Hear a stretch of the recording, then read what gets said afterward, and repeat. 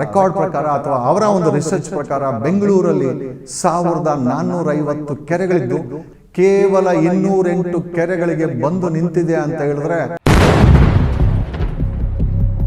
ಯಲಹಂಕದ ಕೋಗಿಲಿನಲ್ಲಿ ಅವ್ರ ಕೈಲಿ ಓಟ್ ಹಾಕ್ಸ್ಕೊಂಡು ಅವರಿಗೆ ಆಧಾರ್ ಕಾರ್ಡ್ ಕೊಟ್ಟು ಬೆಳಗ್ಗೆ JCBಗಳನ್ನ ನುಗ್ಗಿಸಿ ಅವರ ಜಾಗಗಳನ್ನ ಒಡೆದಾಕಿದ್ದು ನೋಡಿದ್ದೀವಿ. 30 ಎಕರೆಗೂ ಹೆಚ್ಚು ಒಂದು ಸಮಯದಲ್ಲಿ ತುಂಬಾ ದೊಡ್ಡ ಕೆರೆ, ಆ ದೊಡ್ಡ ಕೆರೆಯನ್ನ ಎಂಕ್ರೋಚ್ಮೆಂಟ್ ಮಾಡಿಕೊಂಡು ಇವತ್ತು ಯಾವ ಮಟ್ಟಕ್ಕೆ ತಂದಿಟ್ಟಿದ್ದಾರೆ ಅಂತಂದ್ರೆ,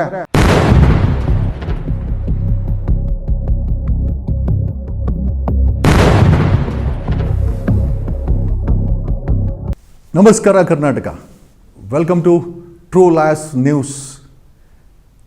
ಒಂದು ಸಮಯದಲ್ಲಿ ಬೆಂಗಳೂರು ಗಾರ್ಡನ್ ಸಿಟಿ ಅನ್ನೋ ಹೆಸರಿತ್ತು.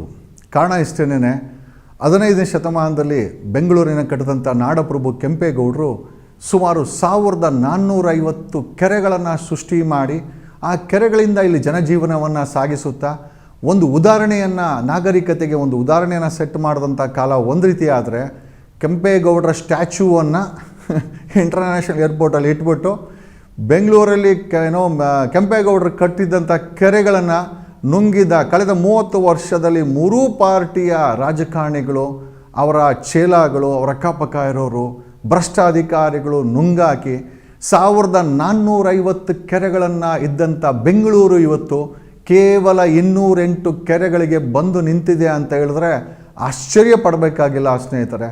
ಆಮೇಲೆ ಇದೆಲ್ಲ ಡೇಟಾಬೇಸು ನಾನು ಯಾವುದು ಸೃಷ್ಟಿ ಮಾಡ್ಕೊಂಡು ಹೇಳಿದಂತಲ್ಲ, ಖ್ಯಾತ ಇನ್ಸ್ಟಿಟ್ಯೂಷನ್ ಆದಂಥ ಬೆಂಗಳೂರಲ್ಲಿ ಸದಾಶಿವನಗರದ ಪಕ್ಕದಲ್ಲಿರುವಂಥ ಇಂಡಿಯನ್ ಇನ್ಸ್ಟಿಟ್ಯೂಟ್ ಆಫ್ ಸೈನ್ಸ್ ಅವರ ರೆಕಾರ್ಡ್ ಪ್ರಕಾರ ಅಥವಾ ಅವರ ಒಂದು ರಿಸರ್ಚ್ ಪ್ರಕಾರ ಬೆಂಗಳೂರಲ್ಲಿ 1450 ಕೆರೆಗಳಿದ್ದು ಕಳೆದ 30 ವರ್ಷದಲ್ಲಿ ಈ ಕೆರೆಗಳು ನುಂಗಣ್ಣನವರ ಜೀವನಕ್ಕೆ ಒಂದು ಜೀವನ ಮಾಡಿಕೊಟ್ಬಿಟ್ಟಿದೆ. ಕಾರಣ ಯಾಕೆ ಅಂತಂತಂದರೆ, ಯಾವ ರೀತಿ ಅವರ ಆಸ್ತಿಗಳು, ನಮ್ಮ ರಾಜಕಾರಣಿಗಳು ಮತ್ತು ಭ್ರಷ್ಟ ಅಧಿಕಾರಿಗಳ ಆಸ್ತಿ 500, 1000, 1400 ಕೋಟಿ ಏರ್ತಾ ಹೋಯ್ತು.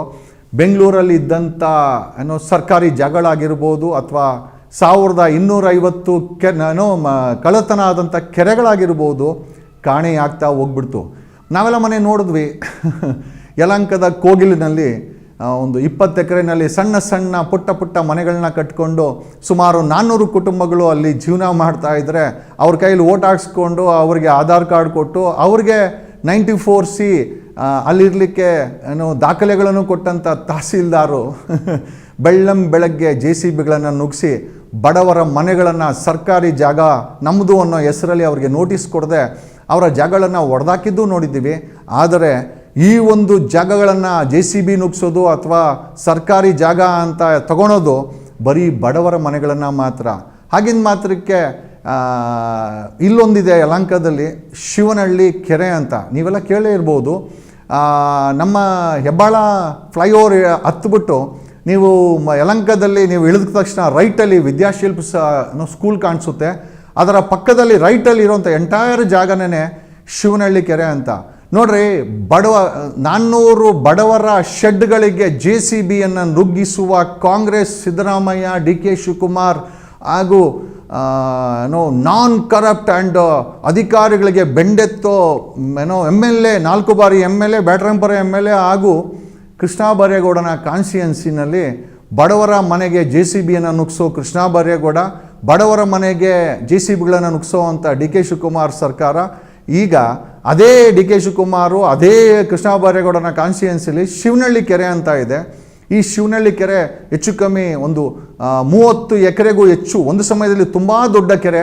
ಆ ದೊಡ್ಡ ಕೆರೆಯನ್ನು ಎಂಕ್ರೋಚ್ಮೆಂಟ್ ಮಾಡಿಕೊಂಡು ಇವತ್ತು ಯಾವ ಮಟ್ಟಕ್ಕೆ ತಂದಿಟ್ಟಿದ್ದಾರೆ ಅಂತಂದರೆ, ಆ ಸಂಪೂರ್ಣ ಕೆರೆಯನ್ನು ಒಂದು 5 ಸ್ಟಾರ್ ಹೋಟ್ಲಿಗೆ, believe it or not, entire ಸಂಪೂರ್ಣ ಕೆರೆಯನ್ನು ಇದೇ ಸಿದ್ದರಾಮಯ್ಯನ ಸರ್ಕಾರ ಒಂದು 5 ಸ್ಟಾರ್ ಹೋಟ್ಲಿಗೆ ತಗೊಳ್ಳಿ, 5 ಸ್ಟಾರ್ ಹೋಟ್ಲ್ ತಾನೆ ತಗೊಳ್ಳಿ, ಪೂರ್ತಿ ಕೆರೆನೇ ತಗೊಳ್ಳಿ, ನಿಮ್ಮದೇ ಕೆರೆ ಅಂತೇಳಿ ಕೊಟ್ಟುಬಿಟ್ಟಿದೆ. ಬಡವರು ಶೆಡ್ ಹಾಕೊಂಡ್ರೆ JCB ನುಗ್ಸಿ ಅವ್ರನ್ನ ಧ್ವಂಸ ಮಾಡೋ ಅಂತ ಕಾಂಗ್ರೆಸ್ ಸಿದ್ದರಾಮಯ್ಯನ ಸರ್ಕಾರ, ಕಾಂಗ್ರೆಸ್ DK ಶಿವಕುಮಾರನ ಸರ್ಕಾರ, ಕಾಂಗ್ರೆಸ್ ಕೃಷ್ಣ ಬೈರೇಗೌಡನ ಬಗ್ಗೆ ಹೇಳಲೇಬೇಕು. ಎಲ್ಲರೂ ಏನು ಹೇಳ್ತಾರೆ ಅಂತ ತುಂಬ ಸೈಲೆಂಟು. ಹೌದು ಗುರು, ತುಂಬ ಸೈಲೆಂಟಾಗೆ ಬಡವ್ರ ಮನೆಗೆ ಬೆಳಗ್ಗೆ 5 JCBಗಳನ್ನು ನುಗ್ಸಿ ಅವರ ಮನೆಗಳನ್ನು ಧ್ವಂಸ ಮಾಡಿ ಅವರೆಲ್ಲ ಬಂದರೆ ಕಣ್ ತಪ್ಪಿಸಿ ಅವರನ್ನು ಅಲ್ಲಿಂದ ಜಾಗ ಖಾಲಿ ಮಾಡಿ ಆಮೇಲೆ ನಾನೇ ಒಡೆಸ್ದೆ ಅಂತ ಹೇಳಿ ಆಮೇಲೆ ನಾನೇ ಕಟ್ಕೊಡ್ತೀನಿ. ಅಲ್ಲಪ್ಪ, ಬಡವ್ರ ಮನೆ ಒಡೆಸಿದ್ಯಾಕೆ, ಆಮೇಲೆ ಕಟ್ಕೊಡ್ತೀನಿ ಅಂತ ಹೇಳೋ ಅಂಥ ಡ್ರಾಮಾ ಯಾಕೆ ಅಂತ ಕೇಳುತ್ತಾ, ಇಲ್ಲಿ ಬೆಂಗಳೂರಲ್ಲಿ ಬರೀ ಶ್ರೀಮಂತರೇ ಇರಬೇಕು, ನಿಮ್ಮ ಹತ್ರ ಸಾವಿರಾರು ಕೋಟಿ ದುಡ್ಡೇ ಇರಬೇಕು, ನೀನೊಬ್ಬ ಭ್ರಷ್ಟ ಅಧಿಕಾರಿ ಆಗಿರಲೇಬೇಕು, ಒಬ್ಬ ಭ್ರಷ್ಟ ರಾಜಕಾರಣಿ ಆಗಿರಲೇಬೇಕು, ಆವಾಗಲೇ ನಿನಗೆ ಜೀವನ ಮಾಡೋಕ್ಕಾಗೋದು. ಬಡವರು ಇಲ್ಲಿ ಜೀವನ ಮಾಡಲಿಕ್ಕೆ ಆಗಲ್ಲ. ಕ್ಯಾನ್ ಯು ಜಸ್ಟ್ ಬಿಲೀವ್, 1 ಎಕರೆ ಬೆಲೆ 100 ಕೋಟಿ ಅಂದ್ಕೊಂಡ್ರು ಕೂಡ ಇವತ್ತು 20 ಎಕರೆ ಶಿವನಹಳ್ಳಿ ಕೆರೆಯ ಜಾಗವನ್ನು ಒಂದು 5 ಸ್ಟಾರ್ ಪಂಚತಾರ ಹೋಟೆಲ್ಗೆ ಮುಡುಪಾಗಿ ಕೊಟ್ಟಿರೋವಂಥವ್ರು ಇದೇ ಕಾಂಗ್ರೆಸ್ ಸರ್ಕಾರ, ಇದೇ ಸಿದ್ದರಾಮಯ್ಯನ ಸರ್ಕಾರ. ಕರ್ನಾಟಕದ 7 ಕೋಟಿ ಕನ್ನಡಿಗರು ಯೋಚನೆ ಮಾಡಬೇಕು. ಬಡವರಿಗೆ JCB ನುಗ್ಸಿ ಅವರ ಮನೆಗಳನ್ನು ಒಡೆದಾಕುವಂಥ ಈ ಸರ್ಕಾರ ಬರೀ ಕೋಗ್ಲಲ್ಲಿ ಏನೋ ಬಡವರ ಮನೆಗೆ JCB ನುಗ್ಸಿದ್ದಲ್ಲ, ಸಾವಿರಾರು ಎಕರೆ ಕಬ್ಬು ಬೆಳೆದಂಥ ಬೆಳೆಗಾರನೂ ಕೂಡ ಬೀದಿನಲ್ಲೇ ಕುಣಿಸಿದ್ದೀವರು. ಅತ್ಯಾಚಾರ ಆಗಿದೆ, ಕೊಲೆ ಆಗಿ ಮಣ್ಣು ಹಾಕಿದ್ದಾರೆ ಅಂತ ಧರ್ಮಸ್ಥಳದಲ್ಲಿ ಕೇಳಿದ್ರೆ, ನೀವು ಹಂಗೆಲ್ಲ ಮಾತಾಡಿದ್ರೆ ನಿಮ್ಮ ಮೇಲೇ ಕೇಸ್ ಹಾಕ್ತೀವಿ ಅಂತ SITಯನ್ನು ಬಳಸಿ ಕಂಪ್ಲೇಂಟ್ ಕೊಟ್ಟು ಅವ್ರ ಮೇಲೆ FIR ಮಾಡಿಸಿ ಚಾರ್ಜ್ ಶೀಟ್ ಹಾಕಿ ಅವರನ್ನೇ ಒಕ್ಕಲೆಬ್ಬಿಸ್ತದಂಥ ಸರ್ಕಾರ ಇದು. ಬರೀ ಧರ್ಮಸ್ಥಳದ ಪ್ರಕರಣದಲ್ಲಿ 3 ಪಕ್ಷಗಳು ಒಂದಾಗಿಲ್ಲ, ರೈತರ ವಿಚಾರದಲ್ಲಿ 3 ಪಕ್ಷಗಳು ಒಂದಾಗಿಲ್ಲ, ಹುಬ್ಳಿ ಧಾರವಾಡದಲ್ಲಿ ನಡೆದಂಥ ಯುವಕರ ಕೆಲಸ ಕೊಡಿ ಅಂತ ಯುವಕರು ಕೇಳಿದ್ರೆ ಅಲ್ಲಿನ ಪೊಲೀಸ್ ಕಮಿಷನರ್ ಶಶಿ ಹೇಳ್ತಾನೆ, ನೀವೆಲ್ಲ ಪ್ರೊಟೆಸ್ಟ್ಗೆಲ್ಲ ಪರ್ಮಿಷನ್ ಕೇಳಿದ್ರೆ ಲಾಠಿ ಬೀಸ್ತೀನಿ ಅಂತ ಹೇಳಿ ಪರ್ಮಿಷನ್ ಕೊಡದೆ ಅವರನ್ನು ಒಕ್ಕಲೆಬ್ಬಿಸಿದ್ದಾರೆ. ಒಂದು ಕಡೆ ಕೋಗಿಲಲ್ಲಿ 400 ಮನೆಗಳನ್ನು ಧ್ವಂಸ ಮಾಡಿದಂಥ ಕೀರ್ತಿ ಕಾಂಗ್ರೆಸ್ ಸರ್ಕಾರಕ್ಕಾದರೆ, ಪಂಚತಾರ ಹೋಟೆಲ್ಗೆ ತಗೊಳ್ಳಿ ನಮ್ಮ ಶಿವನಹಳ್ಳಿ ಕೆರೆ ಅಂತ, ಅದು ಯಾವ ಶಿವನಹಳ್ಳಿ ಅಂತಂದರೆ ಶಿವನ ಹೆಸರು ಅಂತ ಶಿವನಹಳ್ಳಿ ಕೆರೆನ ಒಂದು ಖಾಸಗಿ ಹೋಟ್ಲಿಗೆ ಇದೇ ಸಿದ್ದರಾಮಯ್ಯ, ಇದೇ DK ಶಿವಕುಮಾರ್, ಇದೇ ಕಂದಾಯ ಸಚಿವ ಕೃಷ್ಣ ಬೈರೇಗೌಡ ಉಡುಗೊರೆಯಾಗಿ ಕೊಟ್ಟಿದ್ದಾರೆ ಅಂತಂದರೆ ನೀವು ನಂಬಲೇಬೇಕು. ಯಾಕೆ ಅಂತಂದರೆ ನಾನು ಅದನ್ನು ಕಡಿಮೆ ಅಂತ ಹೇಳೋದು ಕಳೆದ 6 ತಿಂಗಳಲ್ಲಿ 2 ಬಾರಿ ನಾನು ನಿಮಗೆ ಅದನ್ನು ಎಕ್ಸ್ಪೋಸ್ ಮಾಡಿದ್ದೀನಿ. ಜೊತೆಯಲ್ಲಿ ಬೆಂಗಳೂರಿನ DC ಜಗದೀಶನಿಗೆ ಕಂಪ್ಲೇಂಟ್ ಸಹ ಕೊಟ್ಟಿದ್ದೀನಿ.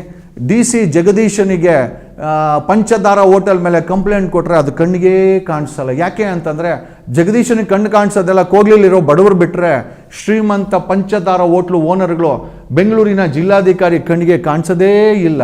ಜೊತೆಯಲ್ಲಿ ಗ್ರೇಟರ್ ಬೆಂಗಳೂರು ನಾರ್ತಿನ ಕಮಿಷನರ್ ಆದಂಥವ್ರಿಗೂ IAS ಅಧಿಕಾರಿ ಅವ್ರಿಗೂ ಸಹ ನಾನು ಕೊಟ್ಟಿದ್ದೀನಿ.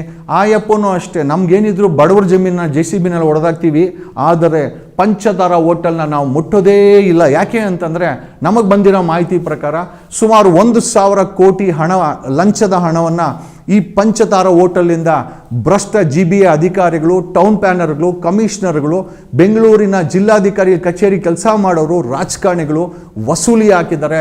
ಶಿವನಹಳ್ಳಿ ಕೆರೆ ಬೆಲೆ 1,000 ಕೋಟಿ ಲಂಚ ಅಂತ ಈ ಮೂಲಕ ಹೇಳುತ್ತಾ, ನಿಮ್ಮ ಆಸ್ತಿ ಸುಪ್ರೀಂ ಕೋರ್ಟ್ ಪದೇ ಹೇಳಿದೆ, lake is state is the custodian of lake ಅಂತ. ಅಂದರೆ ಯಾವುದೇ ಕೆರೆ ಆಗಿರ್ಬೋದು, ಅದನ್ನು ನೋಡ್ಕೊಳ್ಬೇಕಾದ್ರು, ಸಂರಕ್ಷಣೆ ಮಾಡಬೇಕಾದ್ರೂ ಫಾರ್ಮನ್ನು ಅಂದರೆ ಕೆರೆನ ಇವರು ಗಾಲ್ಫ್ ಕೋರ್ಸ್ ಮಾಡೋದು, ಕೆರೆನ ಇವರು ಮಾಲ್ ಕಟ್ಟೋದು, ಕೆರೆನ ಇವರು ಬೇರೆನೋ ಮಾಡೋದು, ಕೆರೆನ ಇವರು ನಾವೇನೋ ಬಡವರಿಗೆ ಸೈಟ್ ಕೊಟ್ಟೆ ಅನ್ನೋದು, ಕೆರೆಯನ್ನು ನೋಡ್ಕೊಳ್ಳೋ ಅಂಥ ಅಧಿಕಾರ ಇದೆ ಬಿಟ್ಟರೆ, ಸುಪ್ರೀಂ ಕೋರ್ಟಿನ ಪ್ರಕಾರ ಕೆರೆಗಳನ್ನು ನೋಡ್ಕೊಳ್ಳೋ ಅಂಥ ಅಧಿಕಾರ ಬಿಟ್ಟರೆ ಕೆರೆಗಳನ್ನು ಮಾರಾಟ ಮಾಡೋದು, ಪಂಚತಾರ ಹೋಟೆಲ್ಗೆ ಉಡುಗೊರೆ ಕೊಟ್ಟು 1,000 ಕೋಟಿ ಲಂಚ ಇಸ್ಕೊಳೋದು, ಇದು ಯಾವುದಕ್ಕೂ ಕೂಡ ಸುಪ್ರೀಂ ಕೋರ್ಟ್ ಒಪ್ಪೋದಿಲ್ಲ.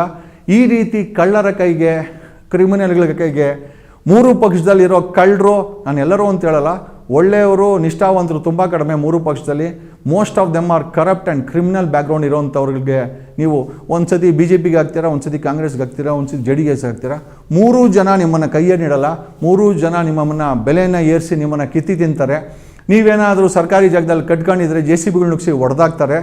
ಅದೇ 20 ಎಕರೆ ಶಿವನಹಳ್ಳಿ ಕೆರೆನ ಒಂದು ಪಂಚತಾರ ಹೋಟೆಲ್ಗೆ ಉಡುಗೊರೆಯಾಗಿ ಕೊಡ್ತಾರೆ ಅಂತ ಹೇಳುತ್ತಾ, ಏನೇ ಇರಲಿ ಹೇಗೆ ಇರಲಿ, ನಮ್ಮ ಟ್ರೂ ಲೈಫ್ಸ್ ನ್ಯೂಸ್ ಚಾನೆಲ್ ಒಂದು ದೊಡ್ಡ ಮಟ್ಟಕ್ಕೆ ಇಂಪ್ಯಾಕ್ಟ್ ಅಂತೂ ಮಾಡಿದೆ.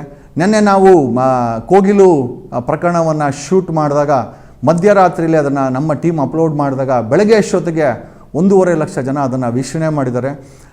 ನಮ್ಮ ಚಾನಲ್ಗೆ ಪ್ರತಿ 1 ಅವರ್ಗೆ 1,000ಕ್ಕೂ ಹೆಚ್ಚು ಫಾಲೋವರ್ಸು ಜಾಸ್ತಿ ಆಗ್ತಾ ಹೋಗ್ತಾ ಇದ್ದಾರೆ. I think if I am not wrong 20,000 2 ದಿನದಲ್ಲಿ 20,000 ಫಾಲೋವರ್ಸ್ ಕ್ರಾಸ್ ಮಾಡಿದ್ದಾರೆ.